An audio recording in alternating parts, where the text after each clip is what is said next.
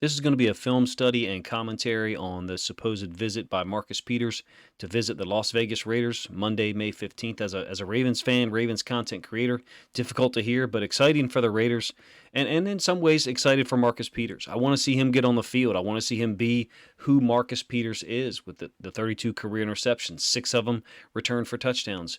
Hall of Fame caliber start to his career. Unfortunately, the last 2 years, 2021 taken away by ACL injury, suffered in training camp, I believe. And then 2022, he returned possibly a little too early and then missed the last 3 weeks of the regular season. I'm going to do a commentary here and talk about what I think he would bring to Las Vegas. In my opinion, he would bring a lot. And I'll list some of those things in a moment for a defense that really looked poor. Let's be a little complimentary, even though we shouldn't be. Inconsistent, but that's at best for the Raiders for over a year defensively. 2021 was such an unpredictable one for that storied franchise. After a promising 2-0 start, I think beating the Ravens and the Steelers to begin 2021, things looked up. And then just so many things happened that no Madden simulation could have predicted. Personnel turnover, players, Henry Ruggs. Coaching turnover, John Gruden, gone during the season. Front office turnover. They needed an identity, and they hired Josh McDaniels as a head coach from the Patriots with all of his experience. Finally seemed ready for things to take off for him as a head coach, and it just didn't happen so far. It very well may happen this year. Defensively, the film, however, in 2022 was difficult to watch. The product on the field defensively was very tough to watch. Besides Max Crosby's sacks and unbelievable effort, things just looked really tough. And I've had to watch a lot of it recently, to be real. With Rock Ya-Sin signing with the Ravens, I watched 7 different Raiders games to get an idea of who he was, what he was capable of. And I think he's a pretty solid player. My comparison between Rock Ya-Sin and Marcus Peters, if the Ravens and Raiders end up basically doing a trade and free agent signings, is that Rock Ya-Sin is a guy who's going to hit between 285 and 300, maybe. A whole bunch of singles and doubles. Not going to hit a whole lot of home runs, and maybe, draws a significant amount of walks during a given season. Marcus Peters, a guy who's going to hit between 250 and 270, might give you 40 bombs in a year, might give you 40 doubles in a year. Extra base hitter, guy who makes plays, maybe doesn't walk a lot, maybe strikes out a lot. So there's a give and take there. Different types of players. Maybe the Ravens were looking for a guy with Rock Ya-Sin's consistency, not giving up the big play, and maybe the Raiders are looking for a guy in Marcus Peters who can make the big play. Their defense last year gave up almost 25 points per game, bottom of the league. I think they gave up 242, 244 passing yards per game, like 29th in the NFL. Would Marcus Peters solve or fix all of those issues? No, but he can be a force multiplier. I'm going to show you a little film now and talk about some of his traits and characteristics as it stands in 2023. He'll generally be located on the left-hand side of the defense, just so you know, if you haven't watched a lot of Marcus Peters film, generally a left corner. He's an extremely intelligent football player. He communicates pre-snap. He knows tendencies, takes advantage of it. I think of the movie Gladiator where they said the gods favor him. Marcus Peters seems like one of those guys that the ball finds him. How many of his career 32 interceptions, well, not all of them look like this one, but how many of them are due to his film study, his preparation, his awareness of the formation and the personnel? I don't know, but I suspect a lot. He's always looking in here pre-snap. He's always got an idea of what's lined up to his side down in distance. I think he's an incredibly smart football player, savvy, very aware, always communicating pre-snap to the safety on his side, to linebackers. Pre-snap communicates, during the snap communicates, breaks on the ball well, looked healthy, I thought, extremely healthy for 5, 6, 7, 8 games last year. I thought he came back a little too early. The game against the Dolphins looked pretty slow in week 2. Week 3 against New England, he was a part of 3 turnovers, so you can't say he looked slow. But I thought there was a period of time where he didn't look completely healthy. And then as we got rolling into week 5, you'll see some film here against the Bengals. I thought he looked pretty close to 100%. Very physical with Jamar Chase in that game. If you're looking as a Raiders fan for a guy who's going to come out there and set the tone and basically refuse to back down from anyone, including his head coach, Marcus Peters is your guy. I think of the movie Tin Cup. where he's sitting there on the 18th hole and he should lay up, and he decides to go for it.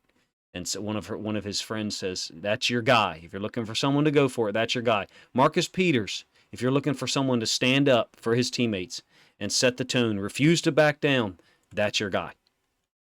Because he's tough as hell. He's got an attitude. I think he plays with a lot of force, even though his reputation is such that he's not a great tackler. I think he's a better tackler than he deserves credit for, in my opinion. I think he competes against high-level guys. You see him against Ja'Marr Chase. You see him against Stephon Diggs here, getting picked by the fullback, essentially, and still staying with Diggs. He's very grabby. He will put his hands on people. He will draw defensive pass interference calls. He will draw holding calls. But he will also set a tone and let the receiver know this is not going to be an easy day where you're just going to be able to run free and no one's going to put their hands on you. I love that about him. I love his toughness. I love his commitment to being physical. As a person who watched him play a healthy season in 2019 with Jimmy Smith and Marlon Humphrey, it was beautiful to watch those guys ball out together. I think man-to-man he can still play. He will draw penalties because he will grab people going down the field, but he will also make things difficult on receivers and deny them the ability to make free catches. You can see he's been pretty grabby here on this rep. This is the second time I've shown you. Other balls completed to another receiver. I think Marcus Peters is a winner, and he's got high expectations for himself.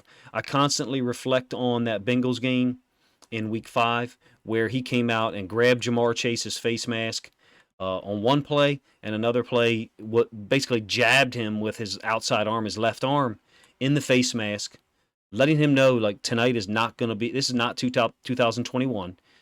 Joe Burrow's not going to come in here and throw for 500 yards. And sure enough, the Ravens, in the 3 games that they played against Joe Burrow this season, held him to, I believe, 647 passing yards total across the 3 games. You can see he's always located on the left, very physical. He likes to play with his back to the sideline, whether it's zone or man. He likes to, in my opinion, play on the outside leverage when it's man and try to give guys an inside break and inside release. I think he plays very intelligently when he has any kind of safety help over the top to his side or even the middle of the field. He funnels receivers to middle of the field safeties very well. And he's always, as you can tell by his helmet angle here, he's always looking in the backfield trying to get an idea of when the ball is going to be snapped, number one. Number two, if the quarterback is looking over to his side. I think his film study is immaculate. I know he's a coach's son. I'm going to show a series of tackles here later on to kind of dispel the myth that he's not a good tackler. Is he as good a tackler as Marlon Humphrey? Well, no. Very few corners in the NFL are. But he does his job when the ball is bounced out to his side.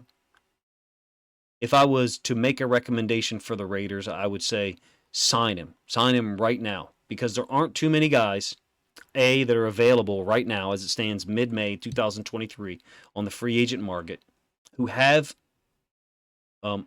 his repertoire of turnovers and ability to make things happen. As you see right here, Kyle Hamilton forces a fumble late in the game against the Patriots, and he recovers it along the sideline, called inbounds upon review. His commitment to the team is exceptional, if you ask me, and he's a guy who has high expectations. Look, when the Buffalo Bills scored the game-winning touchdown against the Ravens, he was pissed at John Harbaugh because he didn't want Harbaugh to go for it on 4th down. Leading up, he actually, I believe, started hollering at Harbaugh before the Ravens went for it on 4th down. If you're a Raiders fan, you're unfamiliar with that situation, maybe go type it up into Google, see for yourself. He basically stood there on the sideline. He told John Harbaugh that he was wrong. This play, to me, is one that illustrates his level of awareness. He's released this receiver to the outside, and he's now going to drop down in the flats, take away this route by the tight end, the front side tight end, and then I believe Baker Mayfield ends up throwing to the front side tight end. Sorry, number 80, who lined up on the right. Let's see. Here's number 80, who's going to block and then come back down into the flats. This guy was from the other side. And Marcus Peters ends up taking that away. This is a short gain. Great job, I think, by Roquan Smith just making a tackle. There's Peters on the outside, Roquan Smith, and then there's the front side tight end who initially blocked. The awareness that he has, he takes away routes with leverage. Highly recommended to me. He made a great play against the Bengals. Late in that game, I believe the fourth quarter, on a Philly play down near the goal line. This is a tackle on Ja'Marr Chase up at the top. Look at his eyes.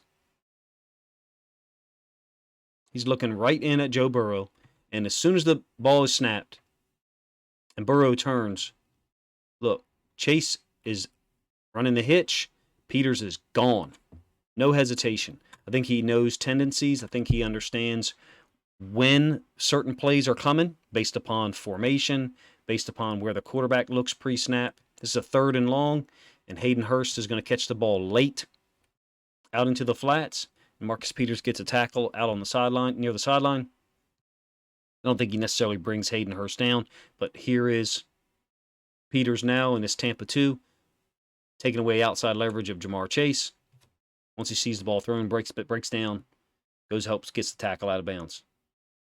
For a 31-year-old guy, I don't think you can go wrong with what's available in the market right now, number one. And number two, he'll have a huge impact on the game.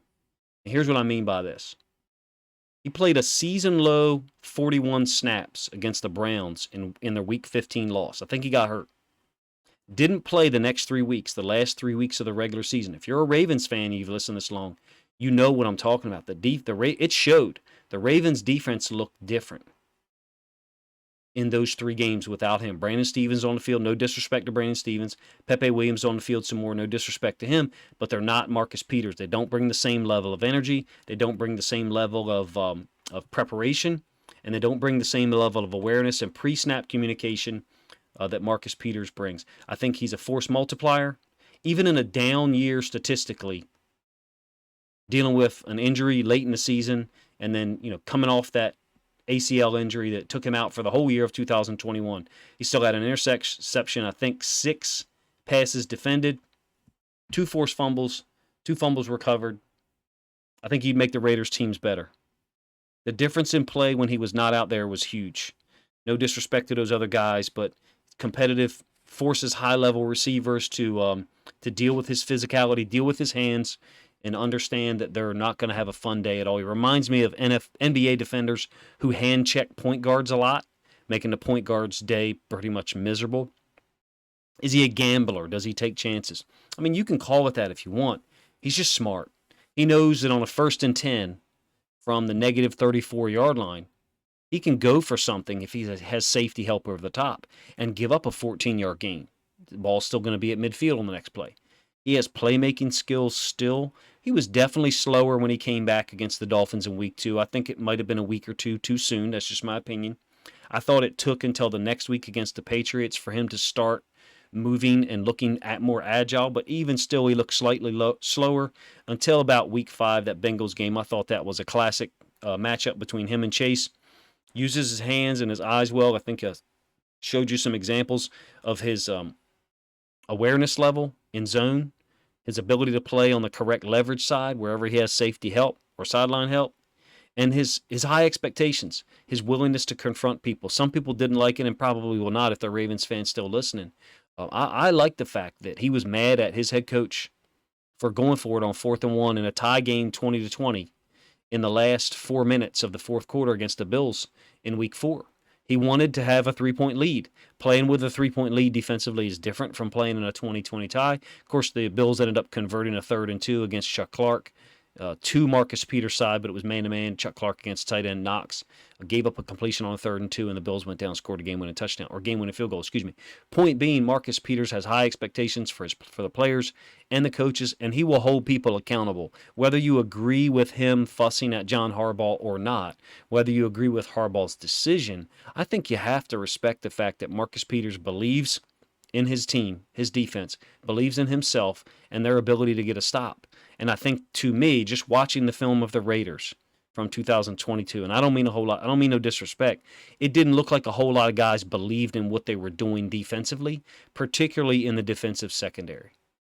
Feel free to let me know if that is an inaccurate statement. Again, I watched 7 or 8 games from 2022, watching Rock Ya-Sin play. He looked like the best DB out there. Jonathan Abrams, some other guys that played DB for them last year. I don't want to say things about them that's untoward, but I thought I saw a lot of guys who were really slow in moving and recognizing certain coverages, and Rock Ya-Sin was not one of them. To me, if you're the Raiders and you trade Rock Ya-Sin for Marcus Peters, you're looking for a certain outcome. You're looking for more home runs, less doubles and less walks.